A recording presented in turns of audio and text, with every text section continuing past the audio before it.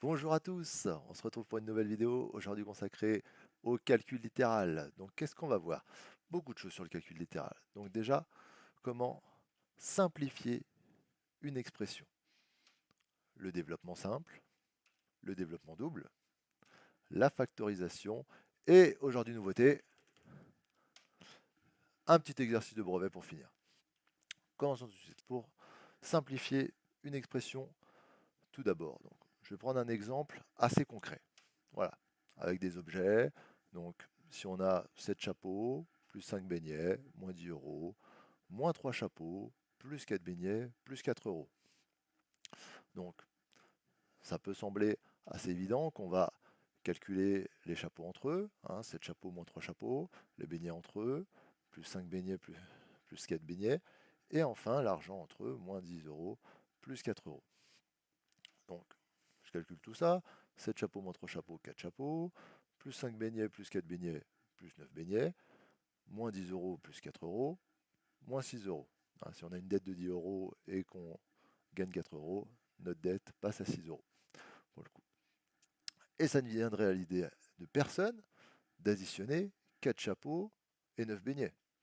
Voilà. Même avec les moins 6 euros. Tant qu'on ne nous dit pas la valeur du chapeau ou le prix du beignet, on ne peut pas continuer.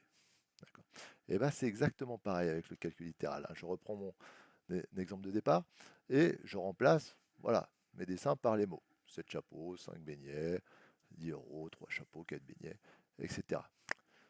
On est assez feignant quand même en maths. C'est assez long à écrire quand même tout ça. Donc on va remplacer chacun des mots par son initiale.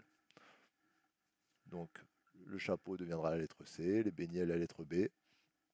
10 euros, on peut laisser le nombre 10 pour le coup, etc. Et en fait, donc, dans cette expression littérale, on va faire exactement la même chose, c'est-à-dire on va calculer les C entre eux, les chapeaux entre eux, les B entre eux, les beignets entre eux, et les nombres entre eux. Voilà ce que j'appelle un peu chaque famille. Et enfin, on calcule donc 7C moins 3C, 4C, 7 chapeaux moins 3 chapeaux, 4 chapeaux, plus 5B plus 4B, 9B, moins 10 plus 4, moins 6.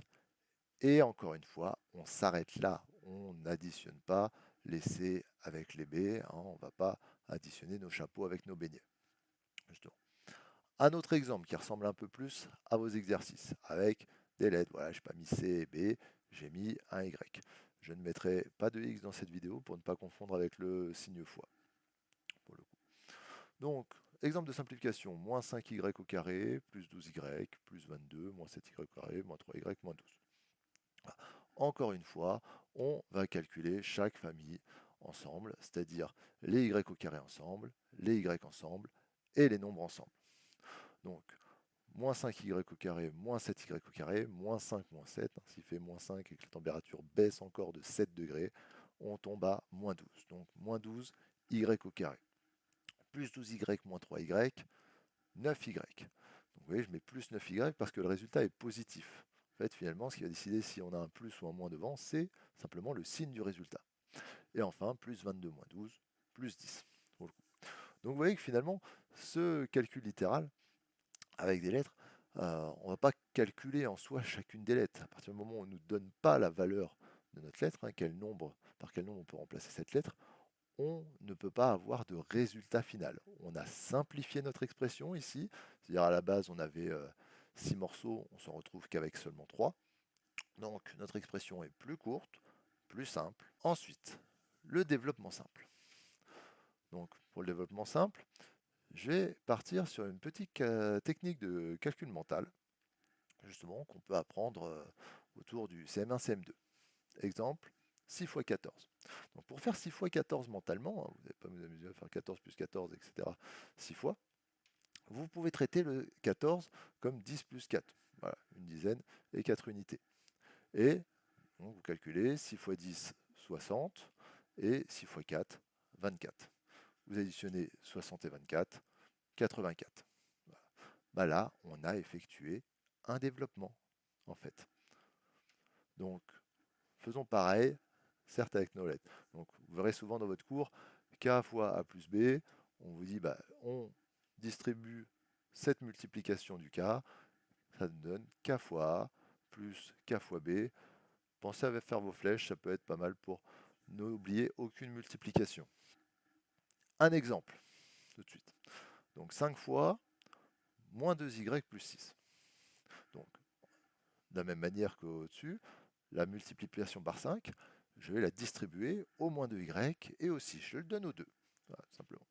Donc, première flèche, 5 fois moins 2y plus 5 fois 6. Et je calcule mes multiplications. 5 fois moins 2y, hein, je ne calcule pas avec le y, je fais 5 fois moins 2, 5 fois moins 2, moins 10. Donc y, la famille des y. Plus 5 fois 6, 5 fois 6, 30.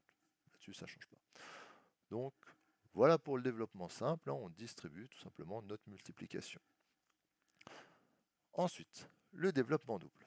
Pour le développement double, alors vous allez voir que en soi, si vous avez compris le développement simple, c'est pas plus compliqué. C'est certes 2 fois plus long, parce qu'il est double, il y en a 2 à faire, mais ce ne sera pas 2 fois forcément plus compliqué. Exemple de développement double, donc A plus B fois C plus D. Comme ça. Donc là, on n'a plus qu'un seul terme hein, avant notre multiplication, il y en a deux, il y a le A et le B. Eh bien, on va développer comme on l'a fait précédemment. Le A, je vais le distribuer au C et au D. Donc, ça va me faire A fois C plus A fois D. Et ensuite, je recommence un développement avec mon B. Mon B, je le donne cette fois, encore une fois, au C, et je le donne ensuite au D. Donc vous voyez, on fait 2 fois la même chose en fait, une fois avec le A, une fois avec le B. Un exemple, comme tout à l'heure. Donc comme exemple, 3y moins 5 multiplié par moins 2y plus 6. Je fais mes flèches de développement, donc le 3y, je vais le distribuer au moins 2y et au 6. 3y fois moins 2y plus 3y fois 6.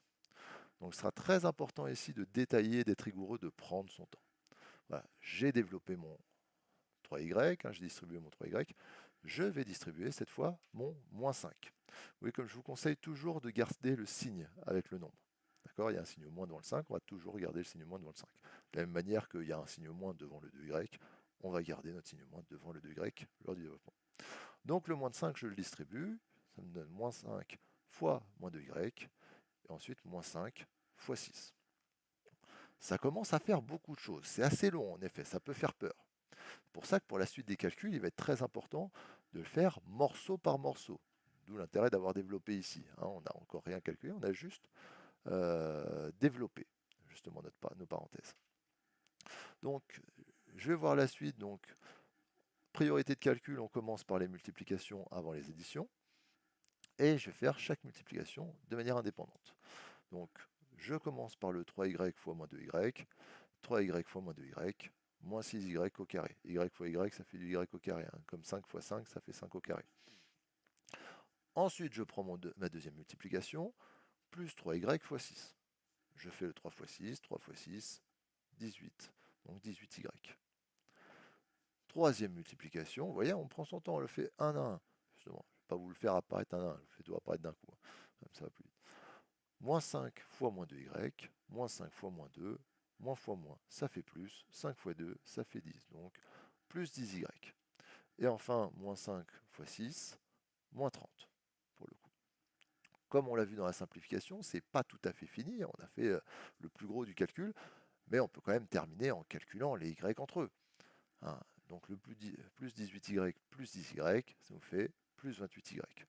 Le moins 6y au carré et le moins 30, il reste, il ne bouge pas, il ne se calcule avec rien d'autre. Et encore une fois, on a terminé. On a développé et simplifié au maximum. Il n'y aura pas de résultat final. Hein. On a simplifié notre expression. Quatrième partie, la factorisation. Donc la factorisation, c'est l'inverse du développement. C'est-à-dire, je vous remets la formule de développement. Donc le k fois a plus b, on avait distribué notre multiplication par k en faisant k fois a plus k fois b. Donc là, on va avoir notre k fois a plus k fois b, et on va essayer de revenir en arrière. Donc ce qui sera important, c'est de repérer quel est le facteur en commun, quelle est la multiplication en commun qui se répète. Vous voyez ce k fois, ici qui apparaît deux fois. Et on va le mettre en commun au tout début. Un exemple, 15y plus 35. Voilà. peu simple, court, mais il n'y a pas de multiplication dans cet exemple. Donc c'est à vous de faire apparaître les mêmes multiplications. 15 et 35, ça tombe bien, ils sont dans une même table, dans la table de 5. Donc le 15y, on peut l'écrire 5 fois 3y, 5 fois 3, 15, et le 35, on peut l'écrire 5 fois 7. 5 fois 7, 35. Donc, ma multiplication par 5 est répétée, donc je vais la mettre en facteur en commun dans mon premier terme. Je vais 5 fois quelque chose. Comment savoir ce qu'il y a dans cette parenthèse, dans ce quelque chose? Eh bien, il faut aller rechercher tout ce qu'on n'a pas pris, justement, tout ce qui reste. Le 3y plus le 7. Eh bien, je le glisse dans ma parenthèse. 3y plus 7. Et on termine cette vidéo par un petit exercice de brevet. J'en ai pris un assez court pour pas que la vidéo soit trop longue. Donc, exemple, je prends un nombre entier, je lui ajoute 3 et je le multiplie le résultat par 7. J'ajoute le triple du nombre de départ au résultat et j'enlève 21. J'obtiens toujours un multiple de 10. Est-ce vrai? Justifié. Un programme de calcul, c'est la mode en ce moment, pour le coup. Alors là, la plus grande erreur à ne pas faire, c'est à choisir un nombre. Comme certes, on prend un nombre entier, mais on ne nous dit pas lequel. Et si vous choisissez qu'un seul nombre, imaginez vous choisissez 5 par exemple, vous faites les calculs, vous voyez que le résultat est un multiple de 10, vous dites ah oui c'est bon, ça marche, j'essaie avec 5. Oui mais qui nous dit que ça va marcher avec 8? Vous essayez avec 8, qui nous dit que ça va marcher avec 13? Avec 12, avec tous les autres nombres, avec moins 5, avec des nombres négatifs? On n'en sait rien. Donc c'est pour ça que dès que vous devez prouver que ça marche pour tous les nombres, eh ben, on va choisir une lettre qui va symboliser un nombre, n'importe lequel. Commençons. Prenons une lettre, par exemple Y, voilà, comme on a fait depuis le début. Je lui ajoute 3, donc on va l'écrire Y plus 3. Vous voyez, je vais écrire ce programme sous forme littérale, en une seule ligne. Après avoir ajouté 3, je multiplie le résultat par 7, donc Y plus 3 fois 7. Bien penser à mettre des parenthèses, parce que si on ne met pas de parenthèses, nos priorités de calcul font qu'on ferait 3 fois 7 avant Y plus 3. Donc on met Y plus 3 entre parenthèses pour que ça reste la première étape du programme de calcul. J'ai multiplié le résultat par 7. J'ajoute le triple du nombre de départ. Mon nombre au départ, c'était ma lettre, c'était mon Y. Donc j'ajoute plus 3Y, le triple. Et ensuite j'enlève moins 21, moins 21. Voilà, j'ai écrit tout mon programme de calcul sous forme littérale en une seule ligne. Est-ce vrai? Pour le savoir, là les seules choses qu'on peut faire avec cette expression, c'est la développer et la simplifier. On développe comme on l'a vu précédemment, c'est-à-dire le x7 qu'il y a devant ma parenthèse, je vais le distribuer au y et au 3. Donc ça me donne 7 fois y plus 7 fois 3, et le plus 3y moins 21, on le laisse. On le recopie, on n'y touche pas, pour l'instant on s'occupe de développer ma parenthèse. 7 fois y, 7y, 7 fois 3, 21, toujours je laisse derrière, plus 3y moins 21.